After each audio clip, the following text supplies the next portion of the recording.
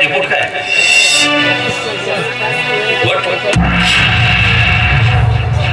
म्हणजे परत ती टेस्ट निगेटिव्ह आली?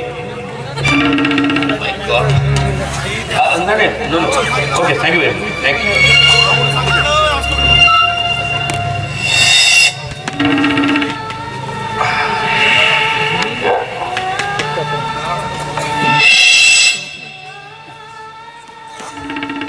परमेश्वर खा रे. अरे अरे फक्त इतकं छोटस यश मागतोय तुला पण ते सुद्धा मंगे झाला होता. त्या माझ्या या घराला एक वारसदार हवाय मला, एक पुत्र हवाय मला, तरी ते सुख तू माझ्यापासून हिरावून घेतोय. मान्य आहे मला, मान्य आहे मला तू सगळं काही दिलंय, पण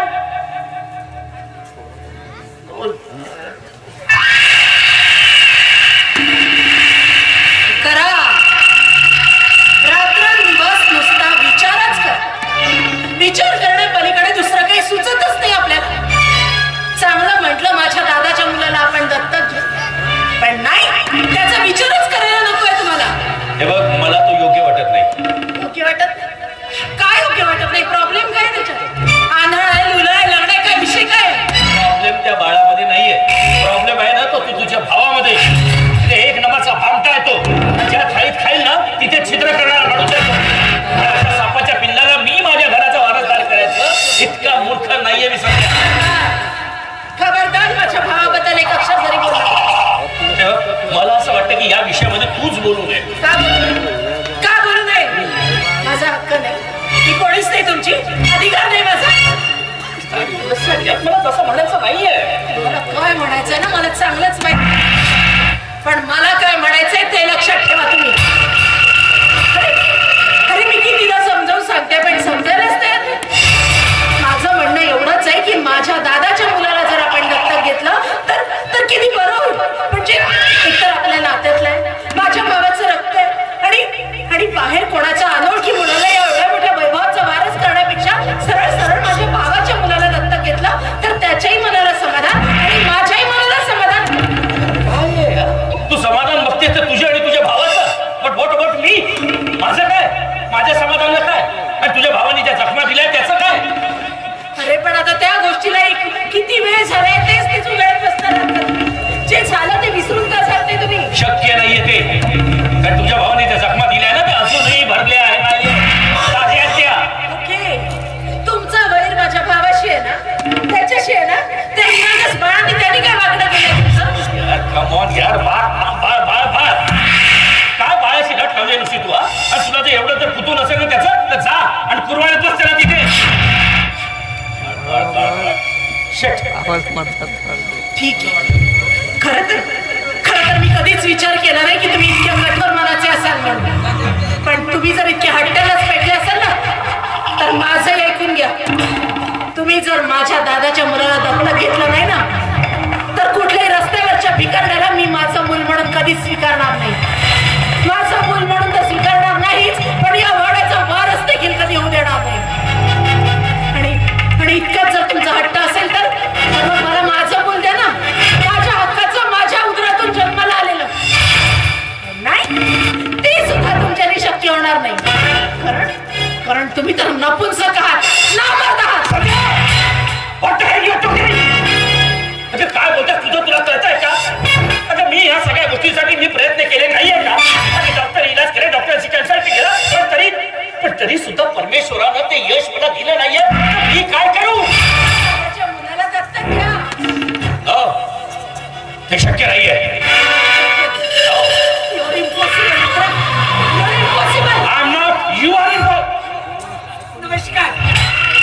नमस्कार विक्रमराजे. नमस्कार शिंदे. अरे याआधी मी तुला कितीदा बजावलं आहे की इथे माझ्या घरात पाय ठेवायचा नाही म्हणून, मग का आला इथे? विक्रमराजे, मी मुद्दामून नाही आलो. या बाळाने मला इथपर्यंत आणलं नाही. म्हणजे मला कळलं की तुम्हाला एका पुत्राची गरज आहे. झालं गेलं ते विसरून जा आणि या बाळाचा स्वीकार करा विक्रमराजे. अच्छा, स्वीकार करा, विसरून जा. काय विसरायचं मी? काय विसरायचं? अरे माझ्या इज्जतीवर शिंतोडे उडवले, हे विसरायचं मी?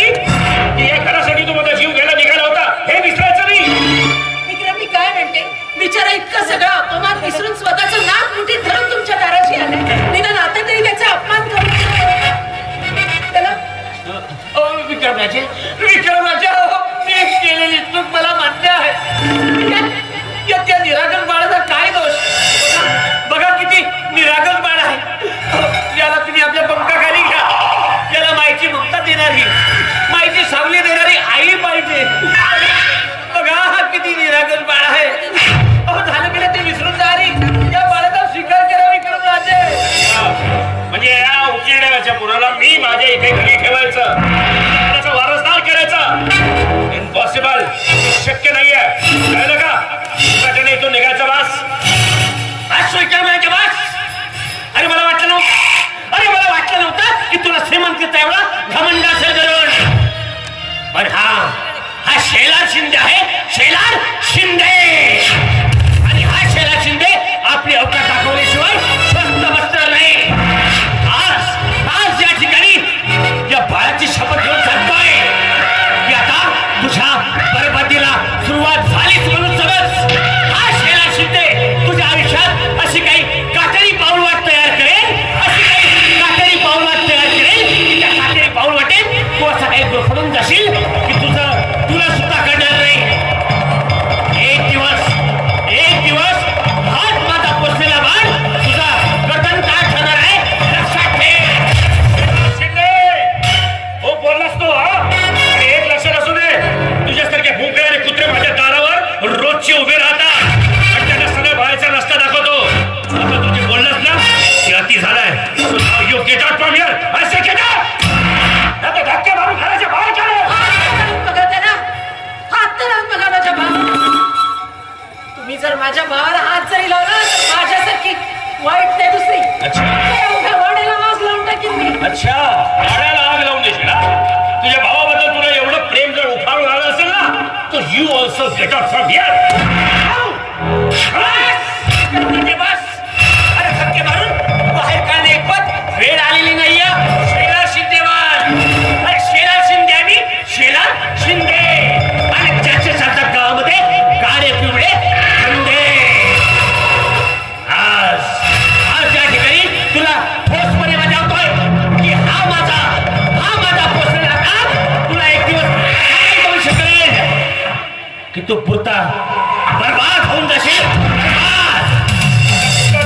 निघतो का धक्के मारायला सुरुवात करू मी? Come on. I say get out from here right now. Get out.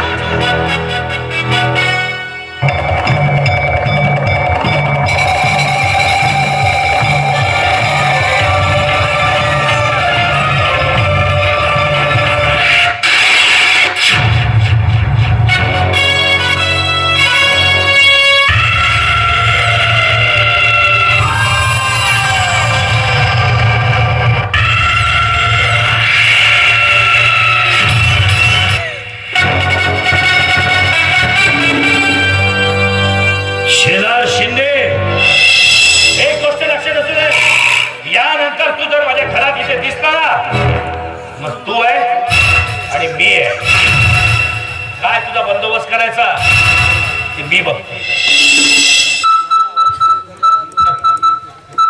जरा काय घराच्या गोष्टी माहिती घरातले लोक तसे आहेत तरी काय. Hello doctor. या आय एम स्पीकिंग. डॉक्टर ते काय झालं? मी मुलाबद्दल बोललो होतो.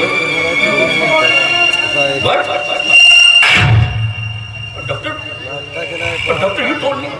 अरे तुम्हीच मला बोलला होता की थांबा म्हणून आणि आता तुम्ही म्हणताय की ते बोल तुम्ही दुसरे. No doctor no no. Doctor तुम्ही हे तुम्हाला डॉक्टर जर मला जर अनाथ आश्रमातून मुलगा घ्यायचा असता तर मी केव्हाच दत्तक घेतला असता तो. पण तुम्ही मला no doctor no do something yes it's urgent.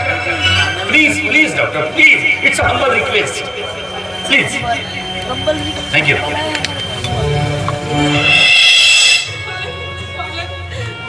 माझ्या पतीला वाचव. माझ्या पतीला वाचव. शारदाबाई म्हणजे सुदाम. काय झालं सुदामला? त्याची प्रकृती ठीक नाही. काय झालं? काय त्याच्या दोन्ही किडन्या खराब झाल्या. डॉक्टरांनी लगेच ऑपरेशन करायला सांगितलं. पैशाची मदत मिळेल म्हणून मी तुमच्यापर्यंत आली हो साहेब. ठीक आहे काय किती पैसे किती बोललात की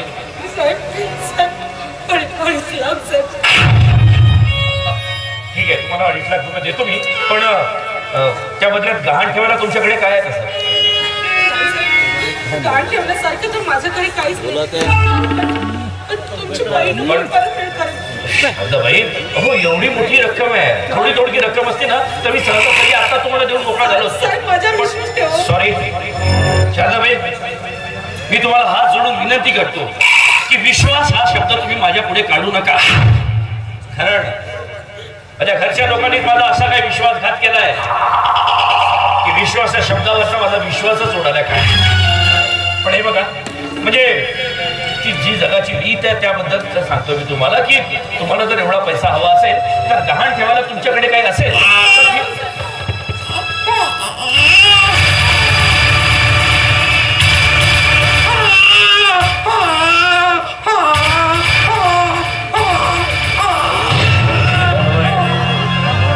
पैसे मला हवंय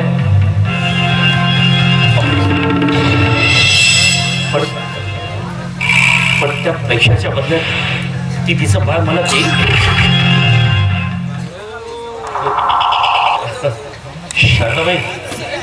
शारदाबाई माफ करा म्हणजे मी जे बोलतो त्याचा गैरसमज करून घेऊ नका पण म्हणजे मी तुम्हाला पैसा द्यायला तयार आहे तर मी तुम्हाला पैसे द्यायला तयार आहे पण त्या पैशाच्या बदल्यात तुम्ही त्या पैशाच्या बदल्यात तुम्ही मला हे बाळ देऊ शकता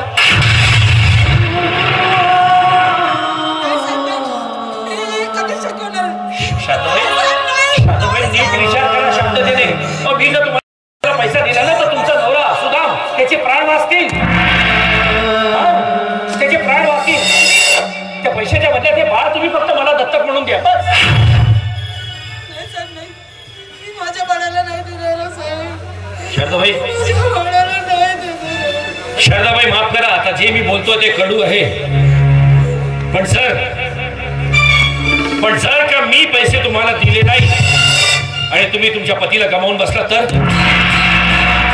काय कराल मग तुमच्या या मुलाचं भविष्य काय असणार आहे ज्या दलदलीमध्ये तो सुद्धा वाढला त्या दलदलीमध्ये तुम्ही परत याला लोटताय थोडं विचार करा त्याच्या भविष्याबद्दल विचार करा तो जो बाळ जर माझ्या इथे आला माझ्या घरात या घराचा वारसदार म्हणून राहिला ना तर त्याचं भविष्य उजळेल त्याला मी माझं नाव देईन तुम्ही याचा विचार का करत नाही हे बघा तुम्ही आता फक्त एकच विचार करा की तुमच्या पतीचे प्राण तुम्हाला वाचायचे आहे बाळ तुम्ही मला द्या मी सांभाळ करेन तुम्ही थांबा मी आता पैसे घेऊन येतो तुम्ही आता थांबा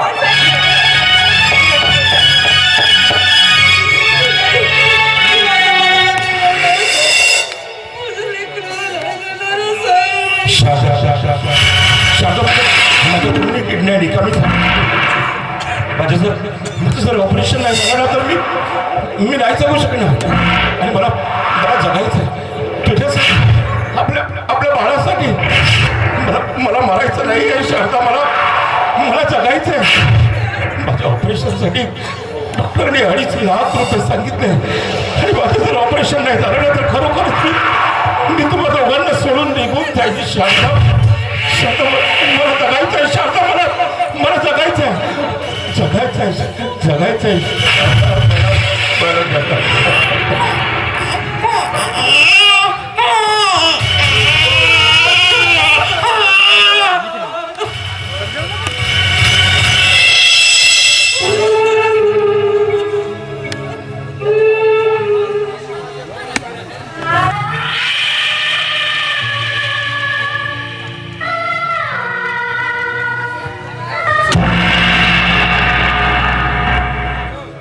परमेश्वर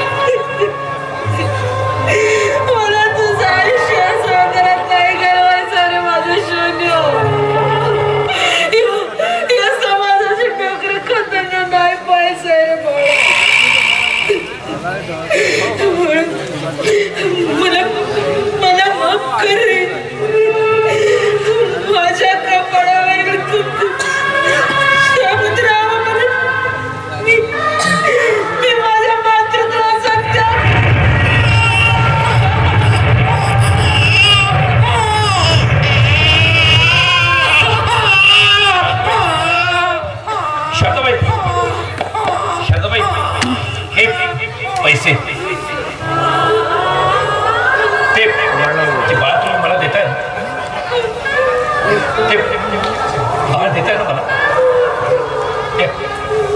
ते पैसे घेऊन तुम्ही हॉस्पिटलला जा. ते बाळ मला द्या.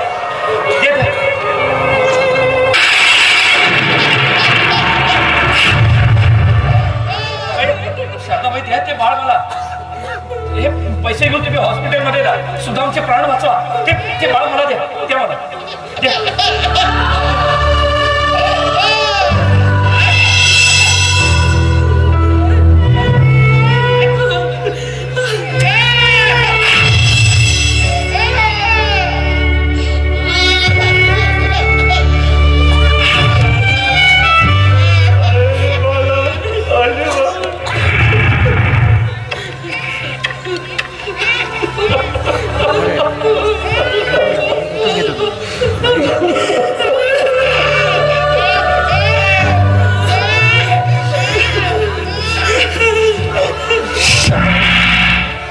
शारदाबाई माफ करा. म्हणजे मी जे बोलतोय त्याचा वाईट वाटून घेऊ नका. पण काय आहे का की गेल्या 8-10 दिवसापासून आम्ही आमच्या घरी काम करण्यासाठी घरगडीचे शोध घेतोय. पण अजूनपर्यंत कोणी आम्हाला मिळालं नाहीये. तुमची काही हरकत नसेल तर तुम्ही इथे थांबू शकता घरकामासाठी. म्हणजे सुदाम बरा झाल्यानंतर त्यालाही आपण इथेच ठेवूया.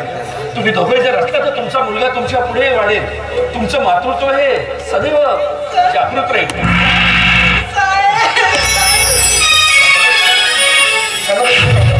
असं म्हणतात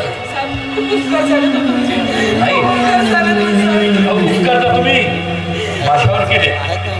तुमच्या काळजाचा तुकडा तुम्ही मला दिलाय. उपकार तर तुम्ही माझी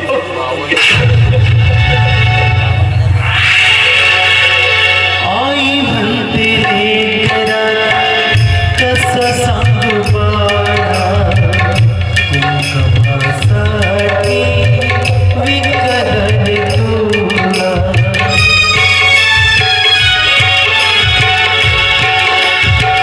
आई म्हणते रे कसं सांगू बाळा कुंकवासाठी विकलंय तुला.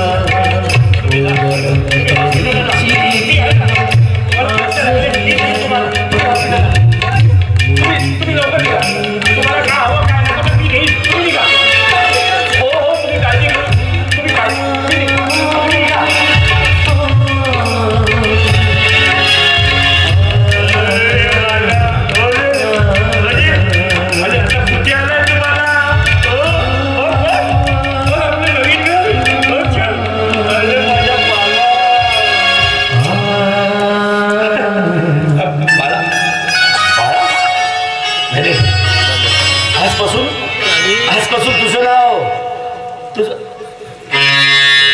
ओंकार. आजपासून तुझं नाव ओंकार विक्रम राजे. तू माझ्या या घराचा वारस आहेस. माझ्या घराण्याचा वारसदार आहेस आता.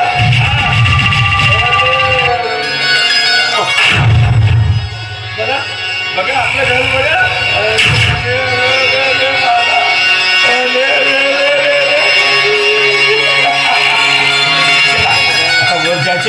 आणि आपली खोली पाहायची बाळाची. हो बाळाची खोली छान मोठी आहे. मग बाळासाठी छान छान खेळणे आणायचे. मग बाळासाठी शेकडची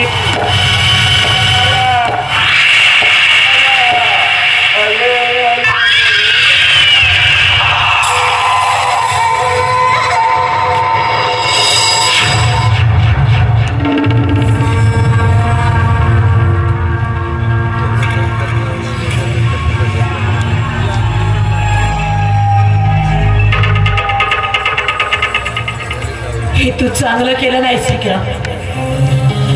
हे तू चांगलं केलं नाहीस. शेवटी कुठल्या तरी उकिरड्यावरची घाण या घराचा वारस म्हणून या घरात आणलीस. हे तू चांगलं केलं नाहीस विक्रम. हे तू चांगलं केलं नाहीस. आता याचे फळ तुला भोगावे लागते. माझ्या भावाचा अपमान करून त्याला घराबाहेर हाकलून दिलंस. माझ्या सगळ्या इच्छा आकांक्षा भावना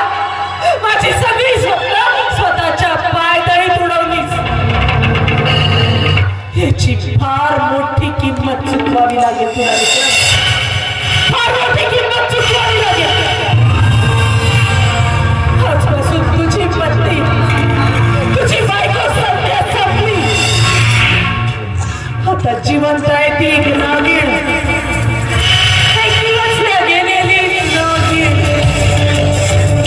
तिच्या आयुष्याचा आता फक्त एकच ध्येय, ते म्हणजे तुझा सर्व